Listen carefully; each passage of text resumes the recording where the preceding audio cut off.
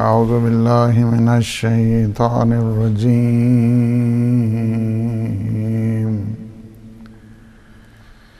بسم الله الرحمن الرحيم. اللهم صل على محمد وآل محمد يا من لا يخفى عليه أنباء المتظلمين، ويا من لا يحتاج في قصصهم إلى شهادات الشاهدين، ويا من قربت نصرته من المظلومين،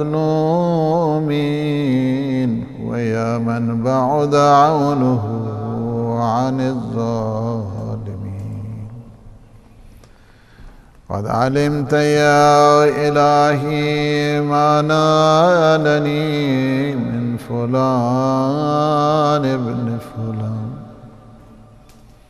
مما حضرت وانتهكه مني، مما حجزت عليه وترا في نعمتك عنده، واغترارا بنكيرك عليه. اللهم فصل على محمد وآله، وخذ ظالمي وعدوي عن ظلمي بقوتك، وافلل حده عني بقدرتك، واجعل له شغلا فيما يلي وعجزا عما ينام. اللهم وصل على محمد وآله، ولا تسبغ له ظلمي، وأحسن عليه عوني، وعصمني من مثل أفعاله، ولا تجعلني في مثل حوله. اللهم صل على محمد وآله، وعادني عليه عدوي، حاضرة تكون من غيظي به شفاء، ومن حنقي عليه وقال. اللهم صل على محمد وآله، وعوذني من ظلمه لي عفوك، وأبدلني بسوء صنيعه بي رحمتك. فكل مكروه جلل دون سخطك، وكل مرضية سبب مع موجدتك. وصلى الله على محمد وآله الطاهرین۔ صحیفہ مبارکہ سجادیہ کے پروگرام میں اپنے تمام ناظرین اور سامعین کی خدمت میں یہ سلام پیش کرتا ہوں۔ اللہ سبحانہ وتعالی سے دعا ہے کہ وہ ہمیں اہل دعا میں ہمارا شمار فرمائے، ہماری عاقبت بخیر فرمائے، ہمارے مرحومین کی مغفرت فرمائے۔ ظاہر شب جمعہ ہے، شب دعا ہے اور شب مغفرت ہے۔ اللہ سبحانہ وتعالی ہمارے مرحومین کو جوار معصومین میں جگہ عنایت فرمائے اور انہیں کروڑ کروڑ جنت نصیب فرمائے۔ اسی کے ساتھ ساتھ تمام ہم اپنے جتنے بھی اہل وطن ہیں اور جہاں جہاں پہ بھی اہل پاکستان کا آج یوم آزادی ہے، اللہ سبحانہ وتعالی انہیں اس سلسلے میں مبارک بھی فرمائے اور ظالموں کے شر سے انہیں محفوظ فرمائے، اور حقیقی معنوں میں جو آزادی ہے کہ جو اسلام اور قرآن کی نگاہ میں ہے اللہ سبحانہ و تعالیٰ وہ نصیب فرمائے، اور اس ملت کو امن اور سلامتی، اور ہمیشہ جو اس وقت آپ دیکھ رہے ہیں کہ پوری دنیا کے جو یہ ایروگنٹ پاورز ہیں یہ چاہتی ہیں کہ اس ملک میں فتنہ اور فساد کے ذریعے تاکہ اس ملت کو پریشان کیا جائے، اور چاہتے یہ ہیں کہ ان کے جو مہرے وہاں پہ کام کر رہے ہیں کہ جن کا کام ہی فتنہ اور فساد پھیلانا ہے، اللہ سبحانہ و تعالیٰ ان کے شر کو ان کی اپنی طرف لوٹائے، اور اس مملکت عزیز کو اور اس اہل وطن کے جو مسلمان ہیں اور جو وہاں پہ بسنے والے ہیں اللہ سبحانہ و تعالیٰ انہیں باعزت اور بابرکت زندگی نصیب فرمائے۔ آج ہماری گفتگو گزشتہ سے پیوستہ صحیفہ مبارک سجادیہ کی 14ویں دعا کے سلسلے میں جاری ہے، کہ جس کا عنوان یہ ہے کہ جب ظلم وارد ہو جاتا اور جب ظالمین ناخوشگوار حالات پیدا کر دیتے تو اس وقت امام علیہ السلام دعا فرماتے تھے، اور جس کے اگر آپ دیکھیں دعا میں کہ پروردگار سے دعا کی گئی کہ اللہ سبحانہ و تعالیٰ کہ حضور جو بھی فریاد کرنے والا ہے اس کی فریاد مخفی نہیں رہا کرتی بلکہ اس ذات تک پہنچا کرتی ہے، اور جتنے بھی حادثات ہو رہے ہیں، واقعات ہو رہے ہیں، احوال پیش آ رہے ہیں، کوئی ایسی حالت ایسی نہیں اور کوئی واقعہ ایسا نہیں، کوئی حادثہ ایسا نہیں کہ جس سے اللہ سبحانہ و تعالیٰ باخبر نہ ہو، اور اسے کسی شاہد کی، کسی وٹنس کی اور کسی گواہ کی اسے کوئی ضرورت نہیں ہے، اور جس کی نصرت کو آپ دیکھیں کہ جو مظلومین کے بالکل قریب ہے،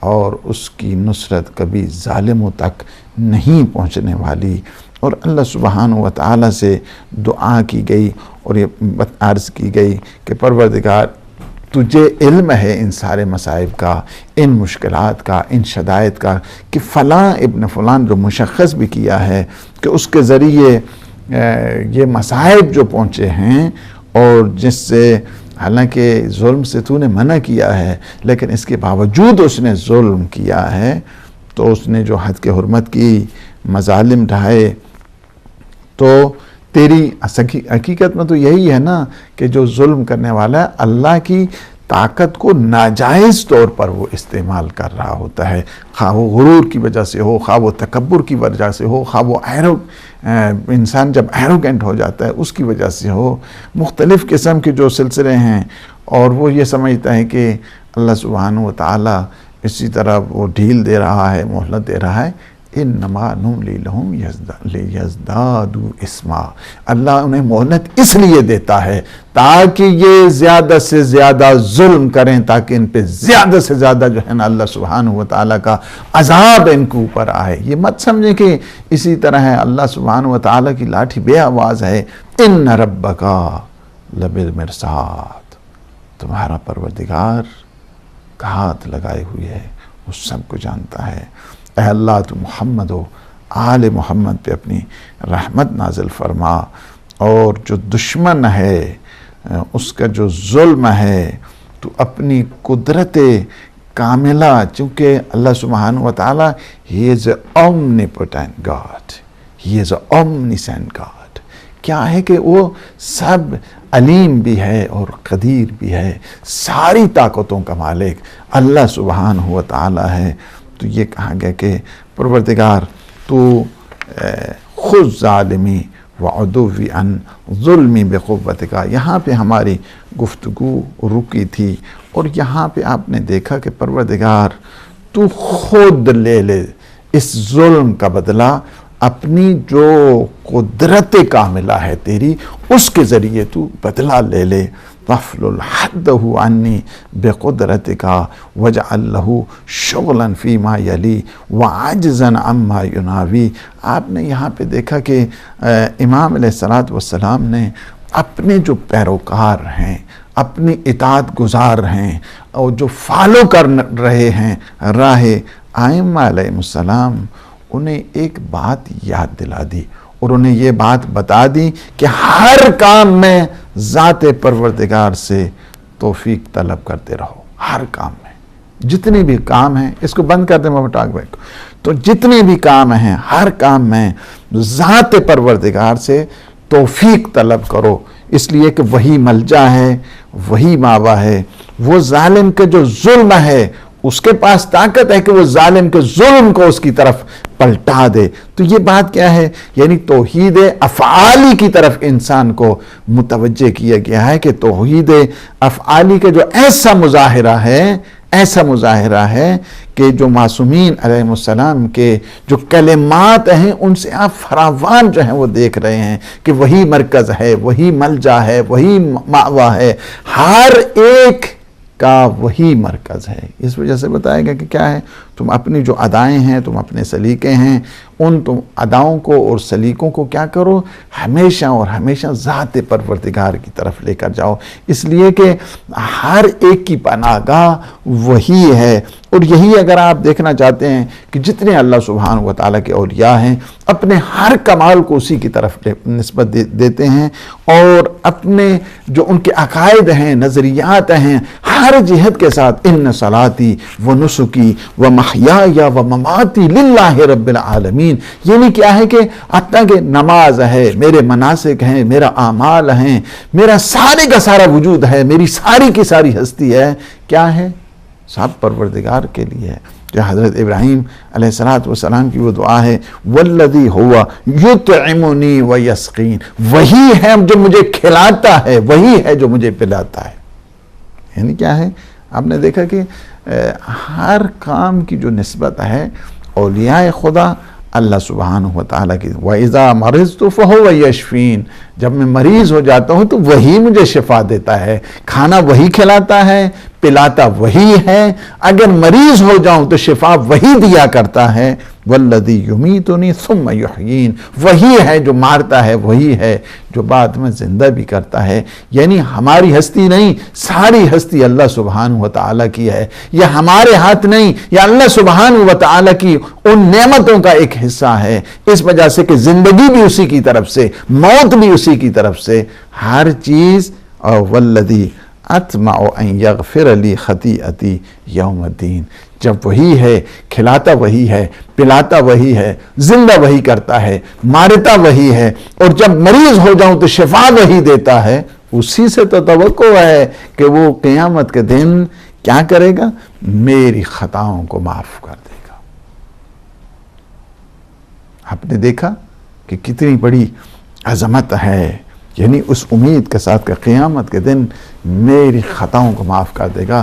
حضرت ابراہیم علیہ السلام نبی ہیں، اللہ کے رسول ہیں، اور اللہ کی طرف سے امام ہیں، لیکن تقرب کی آپ نے منزل دیکھی ہے، اس وصال کی منزل کو دیکھا ہے کہ ہر چیز کی نسبت اللہ سبحانہ و تعالیٰ کی طرف سے ہے۔ یعنی توحید افعالی کا اگر حقیقی معنوں میں مظاہرہ آپ نے دیکھنا ہے تو آپ کلمات معصومین علیہ السلام کو دیکھیں، کلمات انبیاء علیہ السلام کو دیکھیں، کلمات ائمہ معصومین کو دیکھیں، تو آپ کو خبر ہو جائے گی کہ کتنا بڑا مرکز، اپنی ہر ایک حاجت کا مرکز، اپنی ہر تمنا کا مرکز، اپنی ہر طاقت کی نسبت اللہ سبحانہ و تعالیٰ کی طرف ہے۔ اور یہی دیکھا ہے کہ یہاں سے حضرت ابراہیم علیہ السلام نے جو حیات، ممات، رزق، روزی، صحت، شفا اور ساری امیدوں کا جو مرکز ہے اور وہ کیا ہے؟ اللہ سبحانہ و تعالیٰ کو قرار دیا ہے۔ حضرت ابراہیم کیا ہیں؟ خلیل خدا ہیں، معصوم ہیں، مگر ذات توحید کے حضور اور بارگاہ میں آپ نے دیکھا کہ انداز گفتگو کیسا ہے، کس انداز کے ساتھ گفتگو ہو رہی ہے، یعنی بارگاہ الہی میں پھر بھی اپنے آپ کو قصوروار ٹھہرا رہے ہیں۔ بڑے بندے اسی طرح ہوا کرتے ہیں، اللہ کے جو عابد اور شاکر بندے ہوا کرتے ہیں وہ اسی طرح گفتگو کرتے ہیں اللہ سبحانہ و تعالیٰ سے، یعنی ہمیشہ ان کی زندگی میں عجز اور انکساری، اس کے جو آپ دیکھ رہے ہیں چشمے اس طرح رواں ہوتے ہیں کہ ان کی زبانوں سے اور ان کے جتنے اعمال ہیں اس سے یہی ہے کہ گویا عمل بھی اتنا ہے اور اعمال بھی اتنے ہیں، لیکن اس کے باوجود جب ذات پروردگار کے حضور اپنے آپ کو پیش کرتے ہیں تو کہتے ہیں کچھ نہیں ہے، یہ تو کچھ نہیں تیرے حق میں، پروردگار حق تو یہ ہے کہ حق ادا نہیں ہوا. اس انداز کے ساتھ گفتگو. اور امام سجاد علیہ السلام نے دعا کے جو اس حصے میں آپ نے دیکھا کہ ظالموں کا جو ظلم ہے، جو ظالم ظلم کرتے ہیں، اس کا جو ظلم ہے نا ظالم کا، اس شرارت سے محفوظ رہنے کے لیے یہ نہیں کہ میری طاقت ہے، بلکہ اس کو بھی اللہ سبحانہ و تعالیٰ کی طرف نسبت دی. پروردگار تو مدد فرما، اپنی قدرت سے تو مدد فرما. یہ نہیں کیا ہے کہ دعا کے اس حصے میں یہ نہیں کہتے کہ میں بذات خود نہیں ملامت کرتے ہیں، نہیں سرزنش کرتے ہیں. یعنی یہ جو انداز ہے نا، یہ آپ کو صحیفہ سجادیہ میں ملے گا. کوئی ملامت نہیں کر رہے ہیں، سرزنش نہیں کر رہے ہیں، بلکہ کیا ہے اللہ سبحانہ و تعالیٰ کی قوت کے اوپر، یعنی جو استمداد ہے، استمداد طلب ہو رہی ہے اللہ سبحانہ و تعالیٰ سے کہ پروردگار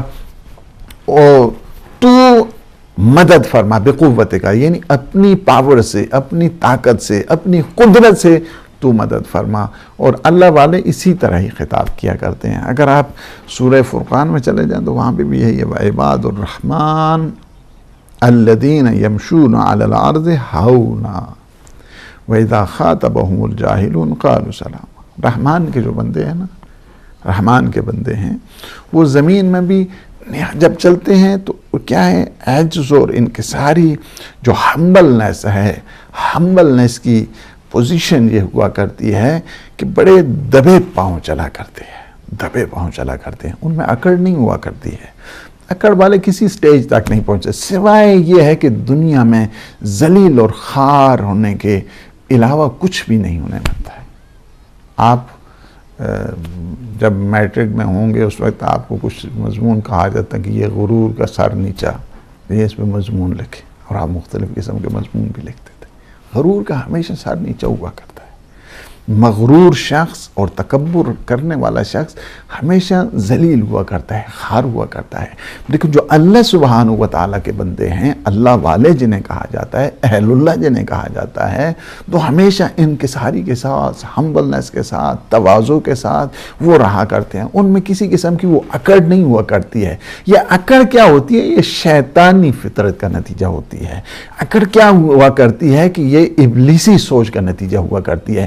اللہ کے بندوں میں اکڑ نہیں ہوا کرتی. عباد الرحمن یمشون علی الارض ہونا، کہ اللہ کے بندوں کی یہ خصوصیت ہے کہ جب وہ زمین پہ چلتے ہیں تو نہایت دبے ہوئے پاؤں چلا کرتے ہیں. وہ نہیں ہے اچھل کود ان کی نہ سیاست میں ہوا کرتی ہے، اور نہ ہی ان کی ڈیلنگ میں ہوا کرتی ہے، نہ ان کے رفتار میں، نہ ان کی گفتار میں، نہ ان کے کردار میں، بلکہ کیا ہے کہ وہ اپنے آپ کو اللہ کے متواضع جو بندے ہیں، تواضع کرنے والے بندے ہیں، ان میں اپنے آپ کو نہایت سادگی، نہایت انکساری، نہایت اپنے آپ کو یہ سمجھنا کہ میں کچھ نہیں ہوں، وہی سب کچھ ہے. اس پر وہ تکبر نہیں کرتے ہیں اللہ کے بندوں کے ساتھ. اور ہمیشہ جس نے بھی تکبر کیا ہے، یہ دنیا اور اس دنیا کی فطرت میں ہے، جس نے بھی اس دنیا میں تکبر کیا ہے، سوائے ذلت اور خواری کے اسے کچھ نہیں ملا ہے. اس لیے کبریائی فقط خاص ہے اللہ سبحانہ و تعالیٰ کے لیے. اللہ نے کسی کے تکبر کو، حتیٰ کہ روایات میں یہ ہے، حتیٰ کہ وہ جو جمادات ہیں وہ بھی اگر تکبر کریں، نہیں کہ پتھر بھی اگر تکبر کریں، اللہ اس تکبر کو بھی برداشت نہیں کرتا، وہ اس کو بھی ذلیل کرتا ہے. اس کو بھی ذلیل کرتا ہے. بے شمار واقعات ہیں، ٹائم نہیں ہے کہ میں ان واقعات کی طرف آپ کی خدمت دوں. تو یہ کیا ہے کہ ظلم، جو بھی ظلم کرتا ہے، ظلم کرنے والا اصل میں کیا ہے کہ جو فکری اعتدال ہے، چونکہ اسلام کیا ہے؟ توازن کا مذہب ہے. اسلام کیا ہے؟ اعتدال کا مذہب ہے. ظلم کرنے والا جو بھی ظالم ہوا کرتا ہے، حقیقت میں کیا ہے کہ ایک معتدل شخص، جس کو اگر آپ تعریف کریں، اگرچہ یہ ایک بڑا خود بھی اپنی جگہ پہ ایک ٹاپک ہے کہ جو معتدل شخص ہوا کرتا ہے، جو توازن جس کا ٹھیک ہوا کرتا ہے، جس کی جو بیلنس تھنکنگ اینڈ تھاٹ ہوا کرتی ہے، وہ کس قسم کی اس کی کوالٹیز کیا؟ جو انسان متعادل ہے یا جو انسان متوازن ہے، جس انسان میں اعتدال ہے، بیلنس ہے، وہاں پہ آپ کبھی سوچ بھی نہیں سکتے ہیں کہ وہاں پہ وہ ظلم ہوگا، بربریت ہوگی، مظالم ہوگا. نہیں، یہ ظلم کون کرتے ہیں؟ ظلم کون کیا؟ ظلم ہمیشہ وہ کرتے ہیں کہ جو ڈیمیج لوگ ہوا کرتے ہیں. ظلم وہ کیا کرتے ہیں کہ جنہیں پیار اور محبت نہیں ملا کرتی ہے. ظلم وہ کیا کرتے ہیں کہ جو احساس کمتری کا شکار ہوا کرتے ہیں. ظلم کون کرتے ہیں؟ جو کمپلیکس کا شکار ہوا کرتے ہیں. ہمیشہ فکری اعتبار کے ساتھ جو معتدل نہیں ہوتے ہیں، جن کا توازن برقرار نہیں رہتا ہے فکری اعتبار کے ساتھ، یا جو اس کو ایسی اگر الفاظ کے ساتھ کہا جائے کہ جو شخص اندر سے کھوکھلا ہوا کرتا ہے وہ ظلم کیا کرتا ہے. جو بھرا ہوا ہے اور جو سیر ہے اس سے ظلم کرنے کی کوئی ضرورت نہیں ہے. ظلم وہ کرتا ہے جس نے کچھ نہیں دیکھا ہو، جو خالی ہوا کرتا ہے، کھوکھلا ہوا کرتا ہے، وہ بڑا نہیں ہوتا ہے، اپنے آپ کو بڑا بنانے کی کوشش کرتا ہے. تو وہ کیا ہے؟ یہ ایسے لوگ ہمیشہ سوائے ذلت اور خاری کے اور کچھ بھی حاصل نہیں کر سکتے. نہ وہ دنیا میں کچھ حاصل کرتے ہیں، نام چاہیے، نام انہیں دنیا میں بھی نہیں ملتا. اچھا الفاظ کے ساتھ وہ ایسوں کو کوئی یاد نہیں کرتا ہے. آج میں آپ کو بتاؤں، یہ متکبرین آپ نے دیکھا ہے صدام جیسے کو کیا حشر ہوا ہے، اور آج کے جو یہ صدامی ہیں انہیں بھی اس بات کو سوچنا چاہیے کہ ان کا حشر کو صدام سے مختلف نہیں ہونے والا ہے، بلکہ ان صدام جیسا یا صدام سے بدتر ہونے والا ہے. اس لیے وہ بڑے طاقتور نہیں ہیں، شاہ ایران سے بڑے طاقتور نہیں تھے. یہ قذافی، یہ سارے جتنے ہیں اس وقت آپ دیکھ رہے ہیں، وہ سارے کہاں گئے ہیں اس وقت؟ سارے کہاں گئے؟ اس کی وجہ یہی ہے کہ انسان کو اس دنیا سے عبرت حاصل کرنی چاہیے. اللہ کی کبریائی فقط اسی کو حاصل ہے، کبریائی کا حق اسی کو حاصل ہے، باقی کوئی نہیں. اسی وجہ سے اگر آپ دیکھیں اللہ سبحانہ و تعالیٰ نے جتنی سب سے زیادہ طاقت ہے، جنہیں جنت کا وارث قرار دیا ہے، جن کی طاقت یہ ہے کہ وہ ڈوبے ہوئے سورج کو واپس پلٹا دیں، جن کا علم وہ ہے کہ منبر پہ بیٹھ کر ہر ایک سے دعویٰ کر سلونی قبل ان لفظ. لیکن آپ نے دیکھا کبھی طاقت کا اظہار نہیں ہو رہا ہے. اللہ سبحانہ و تعالیٰ کے آپ نے دیکھا کہ مناجات کیسے، الہی کفا بی، پروردگار میری عزت کے لیے یہ بہت ہے کہ میں تیرا بندہ ہوں، میرے فخر کے لیے یہ کافی ہے کہ تو میرا رب ہے. سب کچھ دیا اللہ سبحانہ، سب کچھ دیا، لیکن کیا ہے؟ اظہار عبودیت تو دیکھیے. سب کچھ ہونے کے ساتھ ساتھ یہ کیا ہے کہ اللہ ایسے افراد کو یہ سارے عہدے بھی دیا کرتا ہے کہ جن میں صلاحیت ہوتی ہیں. متکبرین میں کہاں سے صلاحیت آتی ہے؟ متکبرین کبھی صلاحیت نہیں رکھا کرتے ہیں. اسی لیے ہے کہ اللہ سبحانہ و تعالیٰ نے یہ جتنا بھی ہے نظام اپنے جو اولیاء کے سپرد بھی کیا ہے ان کی صلاحیتوں کے اعتبار کے ساتھ ہے. اور یہ جو زمانے کے متکبرین ہیں، یہ زمانے کے جو ظالم ہیں، بے ادب ہیں، بد تہذیب ہیں، جن کی نام لیتے ہیں سویلائزیشن کا، لیکن ہیں وہ خود انتہائی کرپشن. جو اگر آپ دیکھنا چاہتے ہیں اس وقت سب سے بڑی مصیبت اس وقت عالم اسلام کے لیے کیا ہے؟ سب سے بڑی مصیبت یہ جو کرپٹ لیڈرشپ ہے. کرپٹ لیڈرشپ، اس کی وجہ سے اس وقت تباہی آئی. اگر یہ لوگ ٹھیک ہو جائیں، نظام ٹھیک ہو جائے، سسٹم ٹھیک ہو جائے، ایسا نہیں ہے. یہ زمین بہت زرخیز ہے، بہت زیادہ صلاحیتیں موجود ہیں، لیکن جو کرپٹ قسم کی لیڈرشپ ہے جس نے ذلیل اور تباہ کر دیا ہے اس وقت عالم انسانیت کو دیکھیں. اس وقت ظلم اور بربریت کا وہ حال دیکھیں کہ کیا جو ہے وہ ہو رہا ہے.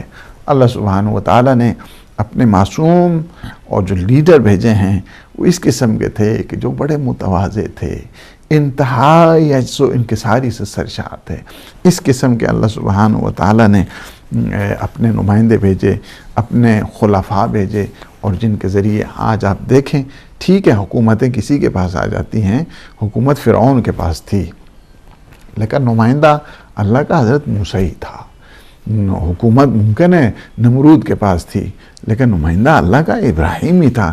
لہذا حکومت کا مل جانا اس بات پہ دلیل نہیں ہوا کرتا ہے کہ اس کی نمائندگی میں کوئی فرق آ گیا ہے، کہ وہ نمائندہ بن گیا ہے. دھونس اور اس پہ جبر اور انفورسمنٹ کے ذریعے جو آتے ہیں گورنمنٹل پاور حاصل کرتے ہیں، اس کا مطلب یہ نہیں کہ ان میں صلاحیتیں آ گئی ہیں، اس میں استعداد آ گئے ہیں۔ اس کے بعد والے جو آپ دیکھیں دعا کا حصہ ہے، امام علیہ الصلوۃ والسلام اللہم صلی علی محمد وآلہ ولا تصوغ لہ ظلمی واحسن علیہ عونی۔ یہاں پہ بھی اگر آپ دیکھنا چاہتے ہیں تو جو آداب بندگی ہے اس کو بھی بتایا گیا کہ اللہ سبحانہ و تعالیٰ کے جو اولیاء ہوتے ہیں وہ حد درجہ ان میں آداب ہوا کرتے ہیں۔ بارگاہ الہی میں کلام کے جو سلیقے ہیں انسان کو چاہیے کہ انہی سے سیکھنے چاہیے، اور ان کی شان ادب کو جب انسان ملاحظہ کرتا ہے، حتیٰ کہ جو دعاؤں کے وہ الفاظ ہیں، یعنی یہ بہت بڑی بات ہوتی ہے کہ اگر آپ کسی مقدس آدمی کے پاس بیٹھے ہیں تو آپ بڑے چن کے الفاظ لاتے ہیں کہ ایسا نہ ہو کہ الفاظ میں بھی کوئی جسارت کا کوئی شائبہ نہ آنے پائے۔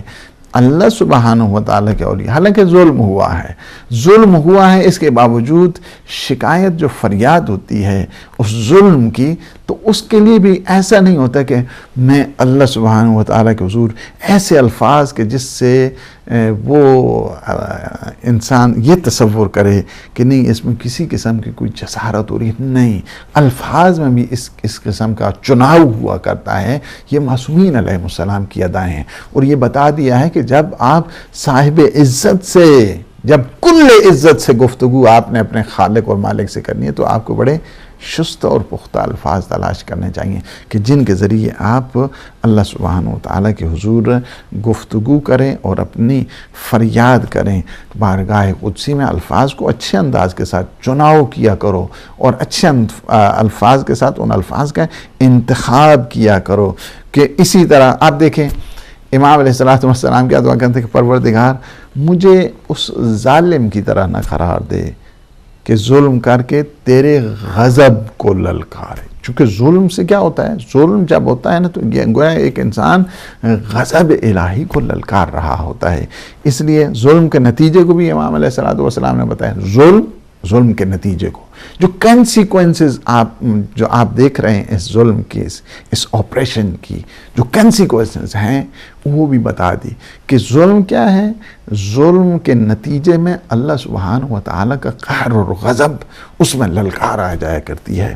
تو یہ ہے کہ طیش آتا ہے اللہ سبحانہ و تعالیٰ کو جب انسان، یہ ظلم کا کچھ ایسی چیزیں ہیں کہ جس کا اللہ سبحانہ و تعالیٰ نے وعدہ اور سزا اسی دنیا میں رکھ دی، اسی دنیا میں، نہیں ہے کہ قیامت وہ تو ہوگی، لیکن اس دنیا میں اس میں سے ایک ظلم ہے کہ جب انسان ظلم کسی پہ کرتا ہے، جب تک اس ظلم کی سزا اس دنیا میں بھگت کے نہیں جاتا اس وقت تک نہیں مرتا ہے۔ یہ اللہ کے وعدہ ہے اور اللہ کے حبیب کا بھی وعدہ ہے۔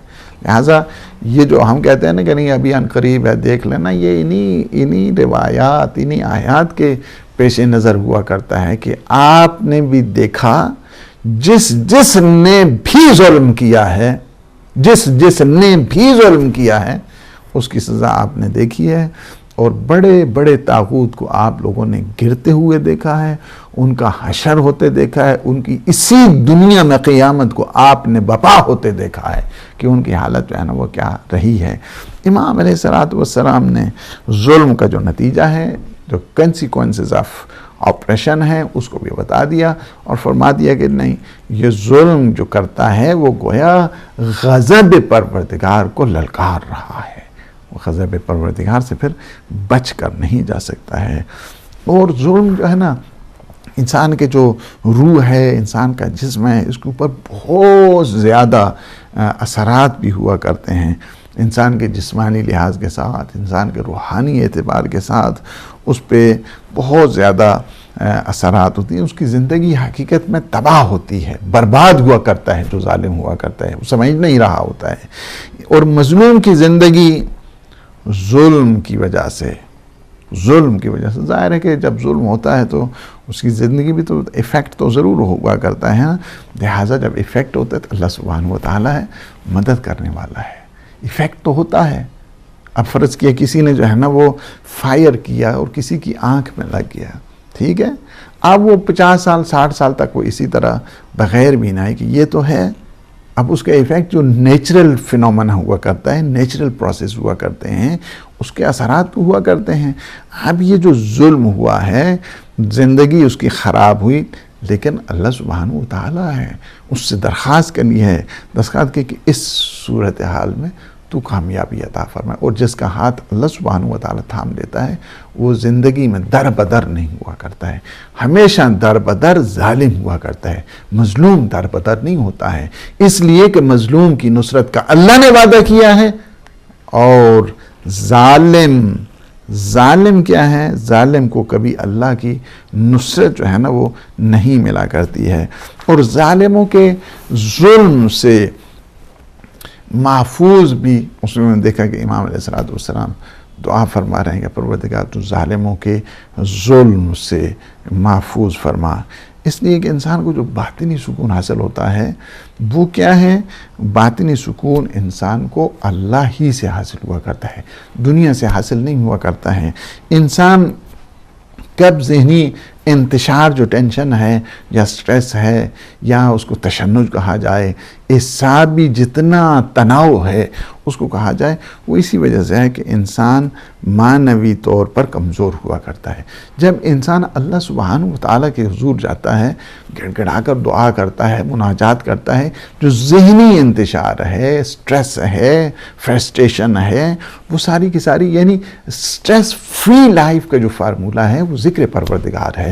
الا بذکر اللہ تطمئن القلوب، کہ اللہ سبحانہ و تعالیٰ کے ذکر ہی سے انسان کو کیا ملا کرتا ہے؟ سکون ملا، سیٹسفیکشن، پیس آف مائنڈ جس کو کہا جائے، وہ اللہ سبحانہ و تعالیٰ کے حضور ہی ملا کرتا ہے. یہ انسان کہتے ہیں ہائی ٹیک سے انسان کو سکون نہیں ملتا ہے، نہ ڈالر سے، نہ پاؤنڈ سے، نہ دنیا کے دراہم سے، نہ مال سے، نہ دولت سے، نہ ثروت سے، بلکہ انسان کو جتنا سکون ہے وہ سکون فقط اور فقط کیا ہے؟ اللہ سے یا اللہ والوں سے ملا کرتا ہے. تو یہ کیا ہے؟ سٹریس فری لائف کا ایک فارمولہ اگر میں آپ کو بتاؤں تو وہ خود میں یہ کیا ہے؟ یہ صحیفہ مبارکہ سجادیہ ہے. یہ دعائیں ضرور پڑھا کریں، اور بالخصوص اس دعا پہ ہماری گفتگو ہو رہی ہے. یہاں پہ کیا ہے کہ چند ایک چیزیں اس کا دھیان رکھنے کی ضرورت ہے. سب سے پہلی یہ ہے کہ امام علیہ السلام نے جو یہ سیگمنٹ ہے اور یہ حصہ ہے، اس میں ایک چیز بتا دی کہ ہر دم تم آداب بندگی کا جو مینرز ہیں نا، ایٹیکیٹس آف سرونٹشپ جس کو کہا جائے، یہ جو ایٹیکیٹس ہیں اس کا تم نے ضرور جو ہے نا وہ خیال رکھنا ہے. پھر جب شکایت انسان کرتا ہے نا، تو شکایت میں انسان کا جو غم و غصہ ہوتا ہے، جب غم و غصہ ابھر کے آتا ہے تو انسان کو اپنے الفاظ پہ کنٹرول نہیں ہوتا ہے. اس لیے فرما دیا کہ جب نفسانی بھڑک میں جب انسان اختلاط کی صورت آ جائے یا نفسانی بھڑک پیدا ہو جائے تو تم اس طرح نہیں کہ آپے سے باہر ہو جانا، بلکہ اپنے الفاظ کو کنٹرول کرتے ہوئے منزل شکایت بھی اگر پر ہو تو تم الفاظ کو بڑے اچھے انداز کے ساتھ، سلیقوں کے ساتھ ادا کرنا. کہیں ایسا نہ ہو کہ تمہاری نفسیات پر وہ تمہارے غصے کے بے قابو ہونے پر کہیں الفاظ کے چناؤ میں بھی تم غلطی نہ کر جاؤ. اس لیے تمہیں بڑی احتیاط کرنے کی ضرورت ہے. کیوں؟ کہ تم بارگاہ پروردگار میں ہو اور اللہ سبحانہ و تعالیٰ سے تم فریاد کر رہے ہو. اس کے علاوہ یہ ہے کہ یہ بھی بات بتا دی کہ ہمیشہ توفیق پروردگار حاصل کرو. دشمن کا کام یہی ہوتا ہے صدمہ پہنچانا ہے، لیکن جب تمہارے سر پہ اللہ سبحانہ و تعالیٰ کا سایہ ہوگا تو تمہیں پریشانی ہونے کی ضرورت نہیں ہے. پھر شفائے نفسانی، یہاں پہ ایک بہت ہی عظیم جو جملہ ہے کہ شفائے یعنی پروردگار جو میرا غصہ ہے نا، اور میری اگر تو شفا چاہتا ہے تو تو خود اس کے ساتھ نمٹ کے میری جو شفائے صدور ہے نا تو اس انداز کے ساتھ، یعنی خود بھی امام علیہ السلام پورے کا پورا جس طرح ہے، یعنی اس کائنات کا جو تسلط ہے، اس کائنات کے اوپر جو مسلط اور ارادوں کے اوپر جو مسلط ذات ہے وہ اللہ سبحانہ و تعالیٰ کی ذات ہے. لہٰذا جو نفس کی مرض ہے یا روحانی بدسکون ہے، تشنج ہے، یہ کیا ہے کہ انسان میں پریشانی کا باعث بنا کرتی ہے. بہت زیادہ اس وقت ہزاروں کی تعداد میں اس وقت بیماریاں ہیں جن کا نام جو ہے نا وہ سٹریس کے نام سے ہے، فرسٹریشن کے نام کے ہے. تشنج کے نام سے، اس سب سے بچنے کا جو راز ہے اور شفائے نفس جو بنتی ہے وہ ذکر پروردگار اللہ سبحانہ و تعالیٰ۔ اپنے نفس کی جتنی جولان آئے سب کو موڑ دو اللہ سبحانہ و تعالیٰ کی طرف، دیکھو اس کے بعد تمہارے حالات جو ہیں وہ بہت بہتر ہو جائیں گے۔ اور اس کے بعد جو ایک آخری چیز میں آپ کی خدمت میں عرض کروں، بات تمام ہو گئی ہے، وہ یہ ہے کہ بندگان الہی ہمیشہ ایک پالیسی ہے ان کی، اور وہ پالیسی یہ ہے کہ لا یظلمون ولا یظلمون، نہ ظلم کرتے ہیں نہ ظلم سہتے ہیں، کسی پہ وہ ظلم نہیں کرتے، اور جو ظلم کرتا ہے یہ بھی نہیں ہے کہ ہاں جی اب کے مار کے دیکھ، ایسا وہاں پہ نہیں ہوا کرتا ہے، یا جس طرح بعض مکاتب میں ہے کہ اب دائیں طرف لگی ہے تو آپ جی بائیں طرف، اسلام اس چیز کے بھی قائل نہیں ہے، بلکہ کیا ہے، اسلام نے یہ کہا ہے کہ نہ ظلم کرو اور نہ ظلم سہو، یعنی دونوں اعتبار سے ظالم بننا بھی گناہ ہے اور ظلم سہنا بھی گناہ ہے، اس لیے کہ اگر ظلم کوئی کرتا ہے تو ظلم کے خلاف آواز بلند کرو، ظلم کے خلاف احتجاج کرو، یعنی یہ بھی اللہ سبحانہ و تعالیٰ نے بتا دیا کہ فریاد اپنی بلند کرو اس ظلم کے خلاف۔ اللہ سبحانہ و تعالیٰ سے دعا ہے کہ وہ ہمارے ان لمحات کو اپنی عبادت میں شمار فرمائے، ہمارے گناہوں سے عفو درگزر فرمائے۔ پروردگار ہمارے گناہوں کو نہ دیکھ، اپنے لطف اور احسان کے صدقے میں ہمارے جملہ گناہان صغیرہ اور کبیرہ کو معاف فرما۔ جتنے مومنین مومنات مریض ہیں پروردگار، بیمار کربلا کے صدقے میں انہیں صحت سلامتی شفا کاملہ اور عاجلہ عطا فرما۔ پروردگار ہم سب کے مرحومین کی مغفرت فرما، جوار معصومین میں جگہ عنایت فرما، عالم اسلام کو سر بلند فرما، عالم طاغوت کو نابود فرما۔ خدایا بحق محمد و آل محمد ان تکفیریوں کے شر کو ان کی اپنی طرف لوٹا۔ امام زمان قطب عالم امکان کے ظہور پر نور میں تعجیل فرما۔ اللہم عجل ولیک الفرج۔ والسلام علیکم ورحمۃ اللہ وبرکاتہ۔